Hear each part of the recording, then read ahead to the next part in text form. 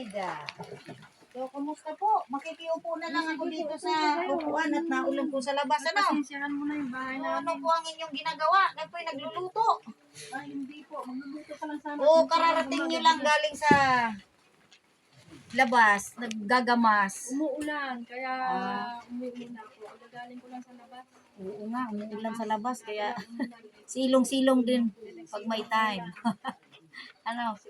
Kumusta po pala ang inyong buhay magsasaka?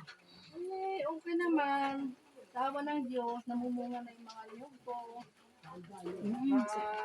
Lahat mga tanim ko, namumunga na yung kake.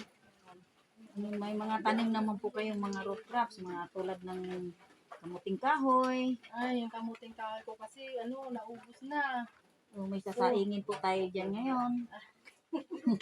Yun nga, bibili pa lang sa tindahan. Bibili ko lang sa tindahan. Malayo pa naman. So, masarap po bang mamuhay dito sa bukid? Eh, mukhang... na masarap. Pero ang sarap talaga dito. Kahit sabihin mo mahirap. Pero dahil sa ganda ng lugar, saka sa tagal ko na din dito, nasanay na rin ako dito sa bukid. Oh, kaya niyo pong mapag-isa dito, ano? Ay yung kapatid po doon sa kabila, sinasamahan ako. Hindi na ako natutulog sa isa, sinasamahan ako ng kapatid ko. Ang ganda po talaga dito, lalong-lalo wala masyadong naririnig na ingay. Walang mga makakatulog ka ng mahinding sa gabi dahil sa ibon lang naman ang naririnig. Ano? Oo. Ibon pa, paggabi, ano ba yun? Tumutunog sa gabi. Kamusta naman po yung inyong, saan po kayo kumukuha ng inyong budget? Ay, budget po. Bumababa po kayo? Bumababa po. Nangihingi ako sa mga anak ko. Ganun po po, ano? Trabaho naman yung mga anak ko, kaya nangihingi ako sa kanila para may pang budget ako dito. Sanay na kayo sa tahimik na lugar.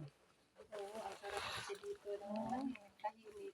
Masarap yung Tahimik. Preska, tapos preskang tubig. Tubig, alkaline, ano po?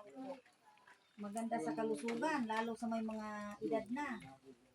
Kaya nga sana kung maawa si President BBM.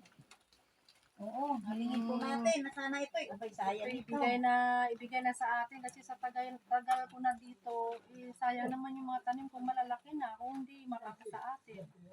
Diba? Kaya sana, napansin naman tayo nang nasa taas na ibigay na sa atin, pagkaloob na sa atin to, para pag-hirap natin dito,